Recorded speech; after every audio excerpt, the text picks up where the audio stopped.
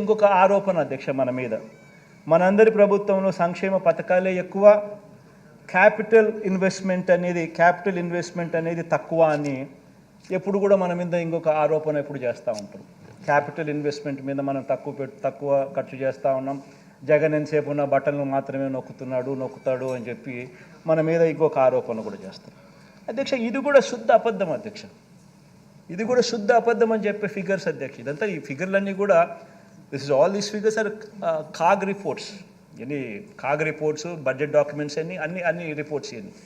ఎంత శుద్ధ అబద్ధం అని అంటే అధ్యక్ష, క్యాపిటల్ ఇన్వెస్ట్మెంట్స్ పరంగా అధ్యక్ష చంద్రబాబు నాయుడు గారి హయాంలో సగటున అధ్యక్ష గమనిస్తే యావరేజ్ కింద 15,277 కోట్ల రూపాయలు, 227 కోట్ల రూపాయలు వాళ్ళు సంవత్సరానికి క్యాపిటల్ ఇన్వెస్ట్మెంట్ కింద వాళ్ళు ఖర్చు చేస్తే అధ్యక్ష, మన ప్రభుత్వం అధ్యక్ష ఈ 57 నెలల కాలంలో ఏటా సగటున 17,757 కోట్ల రూపాయలు మనం ఖర్చు చేస్తాం క్యాపిటల్ ఇన్వెస్ట్మెంట్ కింద అధ్యక్ష.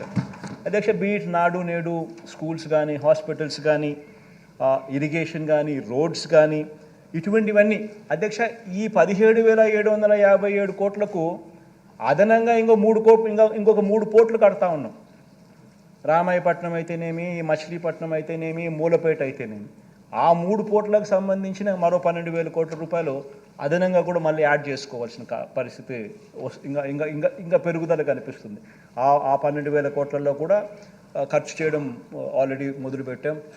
దానికి సంబంధించిన ఖర్చు కూడా ఇంకా అడిషనల్గా యాడ్ అవుతూ పోతూ ఉంటాం. బట్ అది తీసుకోలేదు అధ్యక్ష. తీసుకోకుండానే ఈ 17,757 కోట్ల రూపాయలు ఆ 3 పోర్ట్స్ పక్కన పెట్టి కూడా ఈ 17,757 కోట్ల రూపాయలు 17,757 కోట్ల రూపాయలు మనం క్యాపిటల్ ఇన్వెస్ట్మెంట్ కింద మన ప్రభుత్వం సంవత్సరానికి ఖర్చు పెడతా ఉన్న అమౌంట్ అధ్యక్ష.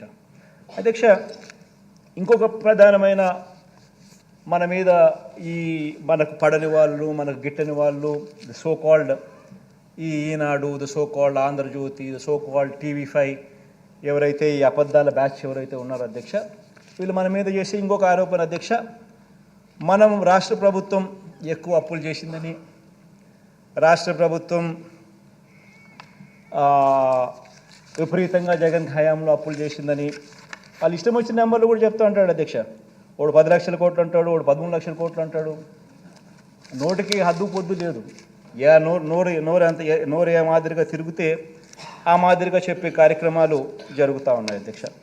ఒకసారి గమనించినట్లయితే అధ్యక్ష, రాష్ట్ర ప్రభుత్వం నేరుగా చేసిన అప్పులు, గ్యారంటీతో కూడా వివిధ కార్పొరేషన్స్, వివిధ సంస్థలకు చేసిన అప్పులు విత్ గవర్నమెంట్ గ్యారంటీస్, ప్రభుత్వ గ్యారంటీలు లేకుండా కూడా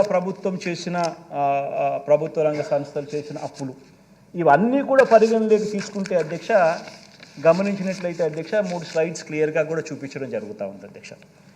ఇవన్నీ కూడా తీసుకుంటే అధ్యక్ష విభజన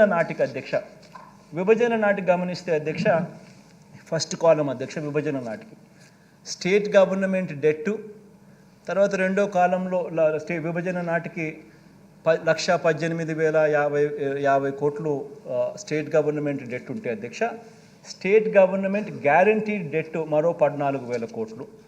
మొత్తంగా చూస్తే debt state government debt, state government guaranteed debt రెండు కలిపితే 1,32,000 రాష్ట్ర విభజన టయానికి ఉంటే, చంద్రబాబు నాయుడు గారు మే 2019 అంటే తను దిగిపోయేసరికి మే 2019లో ఆయన దిగిపోయాడు అధ్యక్ష. మన ప్రభుత్వం వచ్చింది జూన్లో వచ్చినాం. మనం వచ్చేదాకా కూడా చంద్రబాబు నాయుడు హయాంలో ఒకసారి గమనించినట్టయితే 1,32,000 non government guarantee det of public sector undertakings, అవి కూడా కలుపుకుంటే అధ్యక్ష ఇంకొక 21,000 కూడా, అది కూడా కలుపుకుంటే టోటల్గా ఏ రకమైన నువ్వు ఏ భూతద్దం వేసినా, ఏం మ్యాగ్నిఫైయింగ్ లెన్స్ పెట్టి ఏం ఎతికినా, ఏమున్నా కానీ స్టేట్ గవర్నమెంట్ డెట్ కానీ, స్టేట్ గవర్నమెంట్ గ్యారంటీ డెట్ కానీ, స్టేట్ గవర్నమెంట్ గ్యారంటీ లేకుండా తెచ్చిన డెట్ కానీ, పబ్లిక్ సెక్టర్ అండర్టేకింగ్స్ తెచ్చిన డెట్ కానీ ఏది తీసుకున్నా కూడా అధ్యక్ష రాష్ట్ర విభజన టయానికల్లా 1,53,000 కోట్లు డెట్ ఉంటే, చంద్రబాబు నాయుడు గారి హయాం దిగిపోయే టయానికి 4,12,288 కోట్ల రూపాయలు చేసి దాన్ని ఆయన దిగిపోయాడు. అంటే 1,53,000 కోట్లను కాస్త 4,12,288 కోట్ల రూపాయలు చేర్చి ఆయన దిగిపోతే మనం 4,12,000 కోట్ల రూపాయలు డెట్తో మన ప్రయాణం ప్రారంభించాం. ఇప్పుడు అది 7,03,000 కోట్లకు డెట్ కనిపిస్తూ ఉంది.